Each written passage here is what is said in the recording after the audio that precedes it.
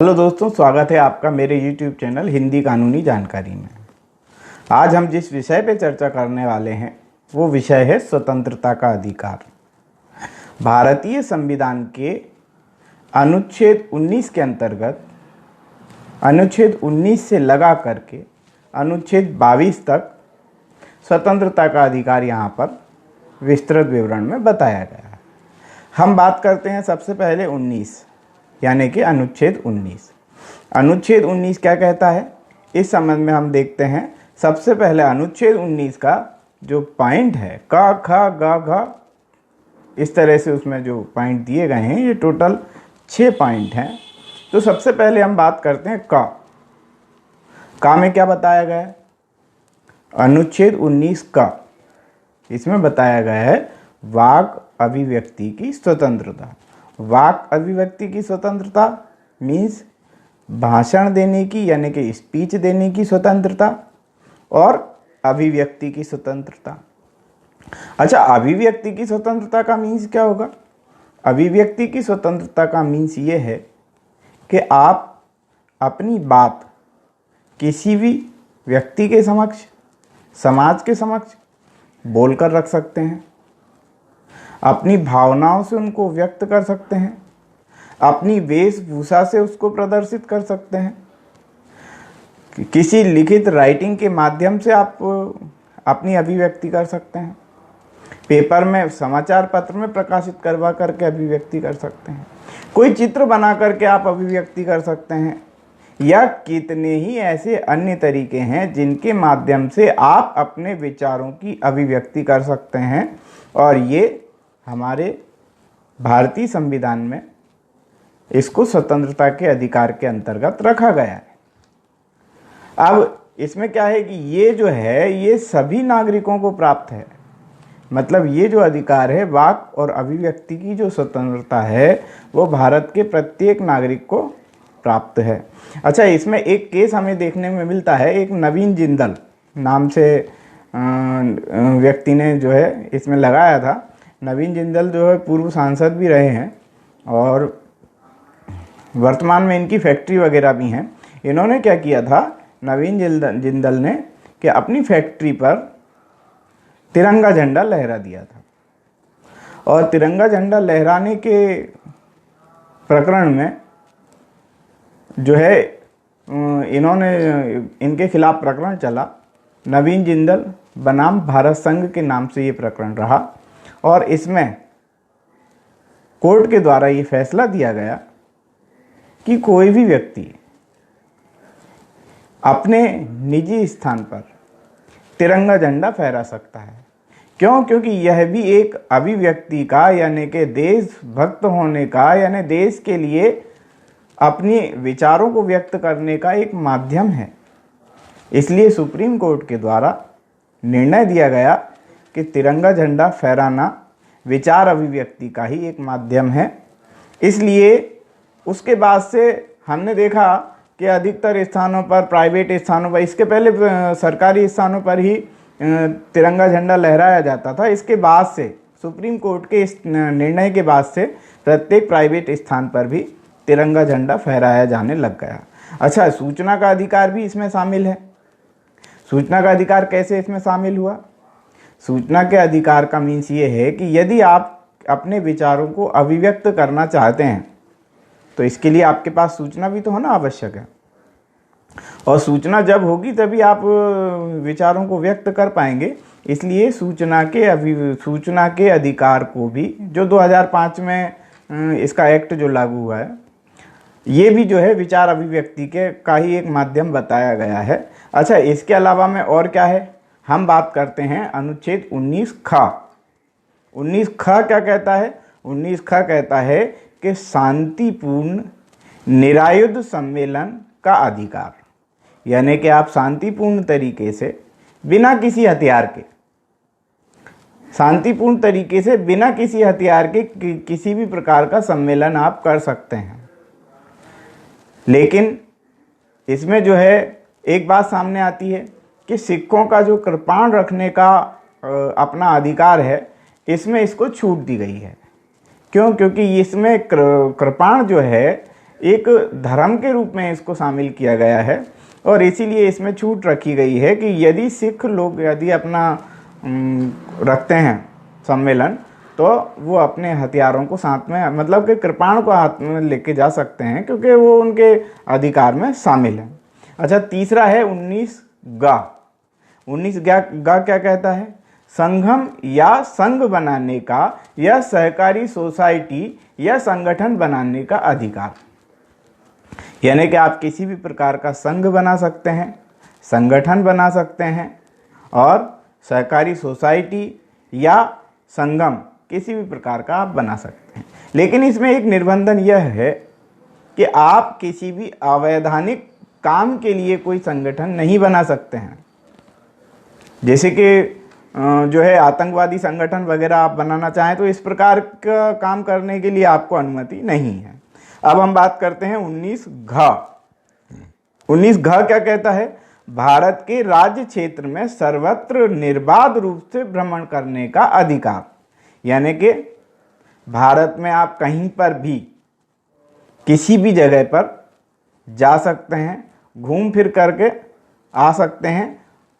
इसके अलावा में जहाँ पर इसको निर्बंधन किया गया है कि यहाँ बंधन लगाया गया है, वो है ऐसे इलाके जहाँ पर अनुसूचित जाति जनजातियाँ रहती हैं, वहाँ पर आप नहीं जा सकते।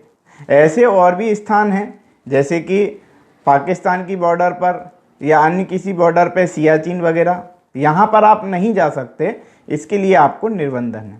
अंडमान निकोबार द्वीप समूह, यहाँ पर जो है जनजातियाँ रहती हैं, इसलिए आप यहाँ पर भी भ्रमण नहीं कर सकते। इस प्रकार से आपको जा तो सकते हैं, जहाँ आप जाना चाहें घूम फिर सकते हैं, लेकिन विशेष स्थानों पर इसमें निर्बंधन भी है।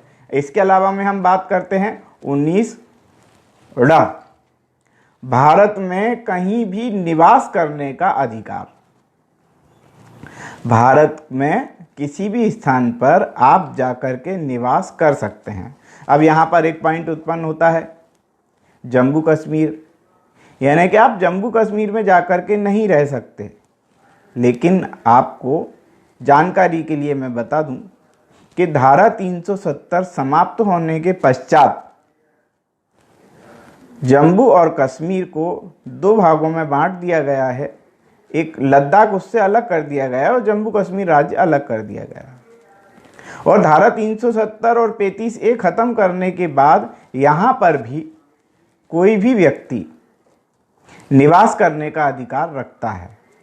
तो इस प्रकार से पहले ये क्या था कि जम्मू कश्मीर इसमें शामिल नहीं था और जम्मू कश्मीर को विशेष राज्य का दर्जा देते हुए 35A और धारा 370 के अंतर्गत यहाँ पर कोई भी व्यक्ति निवास के लिए ज़मीन वगैरह नहीं खरीद सकता था और वहाँ जाकर के नहीं रह सकता था। लेकिन जम्मू कश्मीर का कोई भी व्यक्ति भारत में आकर के रह सकता था। धारा 370 और 35A खत्म हो गई है और अब कोई भी व्यक्ति किसी भी स्थान पर, भारत के किसी भी स्थान पर जाकर के निवास करने का अधिकार रखता है। इसके अलावा अपन बात करते हैं 6, वृत्ति, उपजीविका, व्यापार या कारोबार करने का अधिकार। यानी कि आप किसी भी प्रकार की वृत्ति, उपजीविका या जीविका चलाने के लिए कोई व्यापार व्यवसाय करना चाहें तो भारत के किसी भी स्थान पर जाकर के व्यापार और व्यवसाय कर सकते हैं। लेकिन व्यापार और व्यवसाय करने के लिए आप जो है किसी भी प्रकार का अवैधानिक कार्य नहीं कर सकते, अवैधानिक व्यापार नहीं कर सकते। इसके ऊपर आपको निर्बंधित किया गया है। तो ये हुआ हमारा विचार अभिव्यक्ति की पूरी तरह से स्वतंत्रता इसमें दी गई है। लेकिन यहाँ पर इसमें क्या है, प्रतिबंध भी लगाए गए हैं।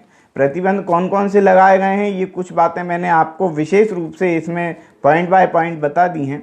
लेकिन 19 का, ख, ग, घ, ड़, चा, छा, इसमें जो निर्बंधन लगाए गए हैं, जो प्रतिबंध लगाए गए हैं, वो ये है कि राज्य की सुरक्षा, विदेशों से जो हमारे भारत के संबंध हैं वो, और लोक व्यवस्था, भ्रष्टाचार, सदाचार और न्यायालय की अवमानना, इस प्रकार का ये जो चीज़ें हैं, ये नहीं होना चाहिए।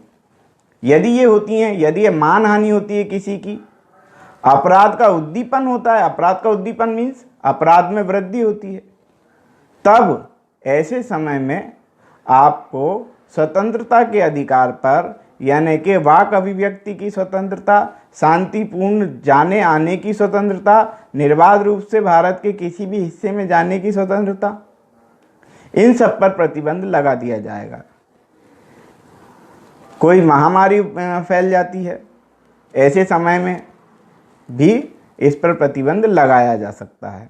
इस प्रकार से हमने देखा। अच्छा, प्रतिबंध लगा देने के बाद क्या होता है? जहाँ पर प्रतिबंध लगाया जाता है वहाँ पर धारा 144 लगा करके और सभी जो है पक्ष को पुलिस द्वारा इस पर रोक लगा दी जाती है। ठीक है, आगे हम बात करते हैं इसमें अनुच्छेद 20। अनुच्छेद 20 क्या कहता है? अनुच्छेद 20 कहता है अपराधों के लिए दोष सिद्धि के संबंध में। अब अपराधों के लिए दोष सिद्धि का संबंध मतलब क्या? अपराधों के लिए दोष सिद्धि का जो संबंध है वह, मैं एक एक पॉइंट के बाद इसको समझाते हैं। सबसे पहला पॉइंट क्या?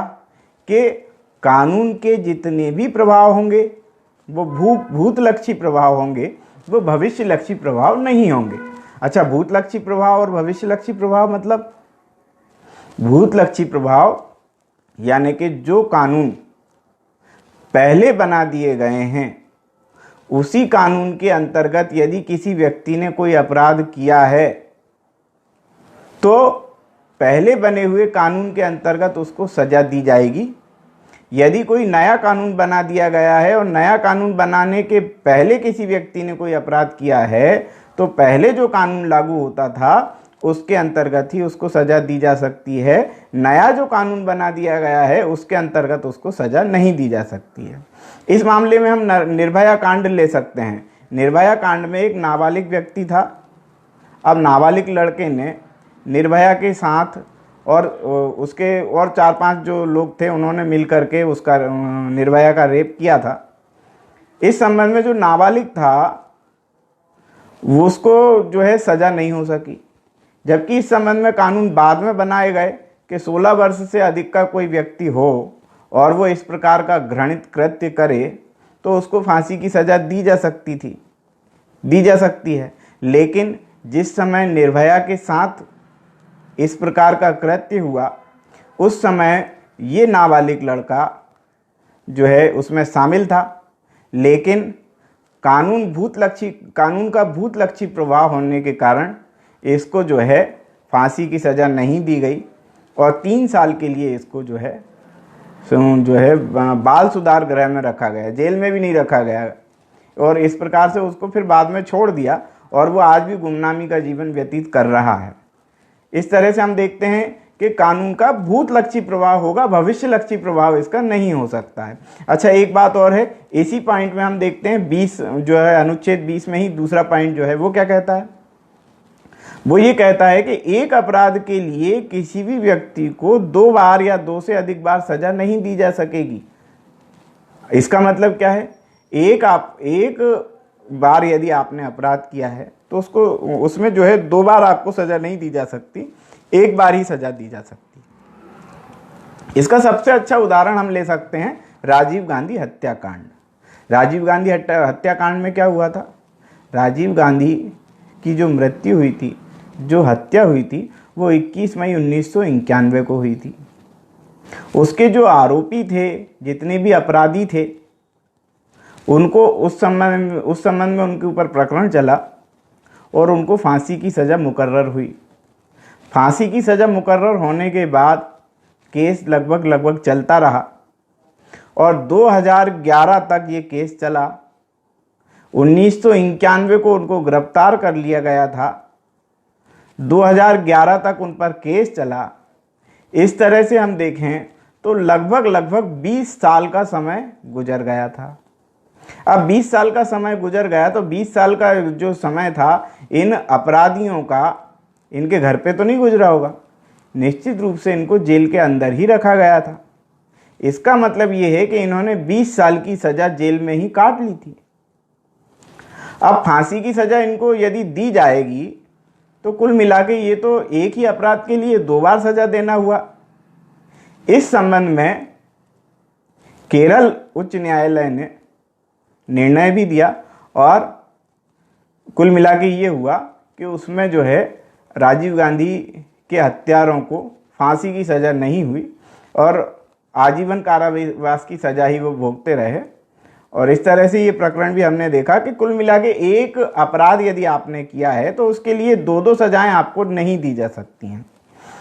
अच्छा, इसमें अब आगे की बात करते हैं कि जो है इसका अगला पॉइंट क्या है। अनुच्छेद 20 अगला पॉइंट इसका ये है कि स्वयं के विरुद्ध साक्ष्य देने के लिए किसी भी व्यक्ति को बाधित नहीं किया जा सकता। यानी कि कोई भी व्यक्ति अपने ही खिलाफ गवाही देने के लिए उसको बाध्य नहीं किया जाएगा। होता क्या है, हमने देखा है अधिकतर पुलिस कस्टडी में पुलिस वाले बहुत परेशान करते हैं और अपने ही खिलाफ जो है बोलने के लिए उसको मजबूर करते हैं। तो यहाँ पर यदि वो ऐसा करते हैं तो वो जो है भारतीय संविधान के अनुच्छेद 20 के तीसरे पॉइंट के अंतर्गत जो है उनको नहीं करना चाहिए, ऐसा वो गलत करते हैं। अच्छा, इसमें हमने ये देखा कि नार्को टेस्ट और भी जो तरह के तमाम टेस्ट होते हैं इसमें भी तो यही सब चीज़ें हैं, तो इस पर भी निर्बंधन होना चाहिए। जी बिल्कुल, इस पर निर्बंधन है और आसान तरीके से इसमें जो है स्वयं के विरुद्ध साक्ष्य देने के लिए किसी भी व्यक्ति को नहीं कहा जा सकता। लेकिन जिसके ऊपर देशद्रोह का मामला हो, जो आतंकवादी हो और ऐसी किसी भी गतिविधि में शामिल हो, उसके ऊपर ये कानून लागू नहीं होता। उसके लिए वो सभी काम होंगे जो होने चाहिए और देश हित में यह आवश्यक भी है। हम अगला पॉइंट जो है लेते हैं इसमें अनुच्छेद 21। अनुच्छेद 21 की बहुत विस्तृत व्याख्या है। अनुच्छेद 21 क्या कहता है? अनुच्छेद 21 कहता है कि मैं इसको पूरा पढ़ देता हूँ। अनुच्छेद 21 मतलब प्राण व देहिक स्वतंत्रता। प्राण व देहिक स्वतंत्रता मतलब यानी कि किसी व्यक्ति के प्राण और उसकी देहिक स्वतंत्रता इसमें शामिल होती है। अच्छा, एक बात और है, इसमें जो है कोर्ट के माध्यम से ये भी कहा गया कि जीने को तो जानवर भी जी लेते हैं और इंसान भी जी लेते हैं। तो भाई यहाँ पर इस स्वतंत्रता का मीन्स क्या है? इस स्वतंत्र का मतलब यह है कि गरिमामय पूर्ण जीवन व्यतीत करना। साधारण जीवन नहीं, हम मनुष्य हैं, जानवर नहीं, इसलिए गरिमापूर्ण जीवन व्यतीत करने के लिए यहाँ पर इस अधिकार को दिया गया है। अच्छा, गरिमापूर्ण जीवन जीने के लिए किन किन चीज़ों की आवश्यकता होती है? गरिमापूर्ण जीवन जीने के लिए जो है भोजन की आवश्यकता है, निवास की आवश्यकता है, शिक्षा की आवश्यकता है, चिकित्सा की आवश्यकता है, कपड़े की आवश्यकता है और शुद्ध वातावरण की भी आवश्यकता है। शुद्ध वातावरण नहीं होगा तो हम कैसे जी पाएंगे? इसलिए कुल मिलाकर के प्राण और दैहिक स्वतंत्रता का जो है बहुत अधिक विस्तार इसमें किया गया है। हाँ, इसमें यदि हम देखें क्या क्या हुआ, मेनका गांधी बनाम भारत संघ के मामले में, यह सन 1978 का मामला है। भारत सरकार के द्वारा मेनका गांधी का पासपोर्ट जब्त कर लिया गया था। इस संबंध में जो है मेनका गांधी के द्वारा कहा गया कि यह मेरे प्राण, यह जो है अनुच्छेद 21 के अंतर्गत जो है मुझे जो है अधिकार मिलना चाहिए और मेरा पासपोर्ट जब्त नहीं करना चाहिए। क्यों? क्योंकि मैं विदेश कैसे जाऊं? यदि मेरे पास पासपोर्ट नहीं है तो विदेश नहीं जा सकते। इसलिए जो है यह मेरे प्राण और दैहिक स्वतंत्रता का हनन है। इस प्रकार से सुप्रीम कोर्ट में इस याचिका को लगा करके मेनका गांधी ने अपने प्राण और दैहिक स्वतंत्रता की रक्षा इस प्रकार से उन्होंने की। अगली हम बात करते हैं कि इसमें आधार कार्ड जैसे निजता का अधिकार जो है इसमें शामिल है। यदि आधार कार्ड है और आधार कार्ड से यदि कोई दूसरा व्यक्ति जानकारी निकाल लेता है तो ये हमारे निजता के आधार का हनन होता है। इस प्रकार से ये भी केस जो है हमें देखने को मिला है। अच्छा, इसमें एक बात और है कि यहाँ पर प्राण और दैहिक स्वतंत्रता का अधिकार है लेकिन मरने का अधिकार इसमें शामिल नहीं है। यहाँ पर मरने का अधिकार नहीं शामिल है। इसमें जो है एक केस आया जो है अरुणा शानबाग का। अरुणा शानबाग बनाम भारत संघ में ये मामला है मामला है ये। और इसमें क्या था कि अरुणा शानबाग के साथ कुछ लोगों ने दुष्कृत्य किया था, जिसकी वजह से वह जो है कोमा में चली गई थी। कोमा में जाने के बाद 40 साल उसके निकल गए, लेकिन कोई रिकवरी हुई नहीं। तो एक दया याचिका इस प्रकार की लगाई गई कि उसको जो है मरने का अधिकार उसको दिया जाए, लेकिन यहाँ रेयर केस में ही मरने का अधिकार दिया गया है। इस प्रकार से हम देखते हैं कि मरने का अधिकार कब दिया जा सकता है। तो इसमें ये बताया है कि डॉक्टर की मेडिकल रिपोर्ट के आधार पर, मतलब मेडिकल बोर्ड जो होता है वो 4 मेडिकल बोर्ड कह दें कि कोई व्यक्ति ठीक नहीं हो सकता, ऐसे ही समय में जो है मरने का अधिकार दिया जा सकता है। अच्छा, एक चीज़ और है इसमें, अनुच्छेद 21 में ही, अनुच्छेद 21 में एक और अलग से जोड़ा गया, जिसको अनुच्छेद 21 का कहते हैं। अनुच्छेद 21 का में जो है वो शिक्षा का अधिकार दिया गया। अच्छा, शिक्षा का अधिकार क्या? शिक्षा का अधिकार मतलब 6 वर्ष से लेके 14 वर्ष के प्रत्येक बच्चे को कक्षा 1 से 8 तक निःशुल्क व अनिवार्य शिक्षा दिए जाने का प्रावधान इसमें किया गया। इस प्रकार से जो है हमने देखा शिक्षा के अधिकार के बारे में। अच्छा, एक बात और है, अब हम एक विषय पे और चर्चा कर लेते हैं, अनुच्छेद 22 है ना। अनुच्छेद 22 पे चर्चा करने के बाद इस टॉपिक को हम यहाँ समाप्त करेंगे। अनुच्छेद 22 क्या कहता है? अनुच्छेद 22 है कुछ दशाओं में गिरफ्तारी और निरोध से संरक्षण।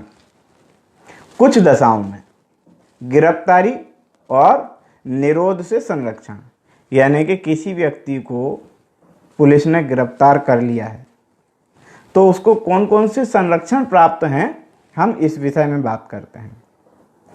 पहले क्या होता था, अंग्रेजों के समय में एक रॉलेट एक्ट चला था, जिसको काला कानून कहा जाता है। काला कानून में क्या था कि किसी भी व्यक्ति को बिना बताए गिरफ्तार कर लिया जाता था और जेल में डाल दिया जाता था, है ना। इसलिए क्या किया गया कि इसमें जो है भारतीय संविधान में अनुच्छेद 22 जोड़ा गया, जिसमें इस बात का विवरण डाला गया कि किसी भी व्यक्ति को यदि गिरफ्तार किया गया है तो उसको गिरफ्तारी के कारण जानने का अधिकार होगा। ये अनुच्छेद 22 का पहला पॉइंट कहता है।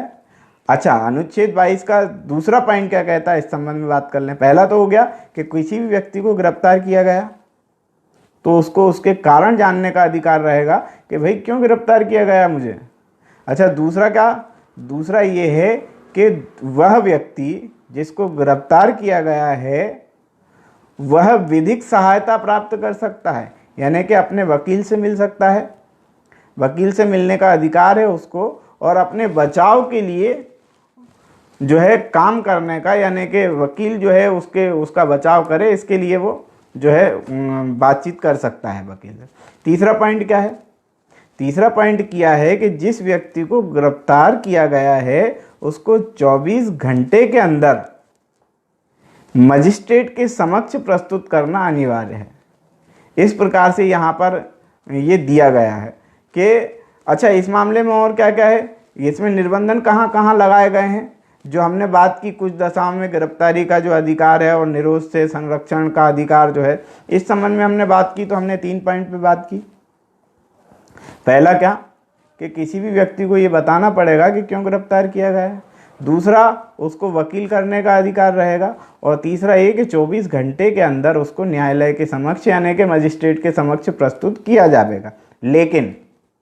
लेकिन क्या? लेकिन ये कि यदि राष्ट्रीय सुरक्षा कानून या देशद्रोह का मुकदमा लगाया गया है या और कोई इस तरह का प्रकरण उसके ऊपर विचाराधीन है जो गंभीर प्रकृति का है, ऐसे समय में ये नियम उसके लिए लागू नहीं होंगे। तो आज हमने बात की अनुच्छेद 19 से अनुच्छेद 22 तक स्वतंत्रता के अधिकार के बारे में। इस वीडियो को लाइक करें, कमेंट्स करें और सब्सक्राइब भी कर लें और बेल आइकॉन भी दबा दें ताकि अगला वीडियो का नोटिफिकेशन आपको तुरंत मिल सके। धन्यवाद।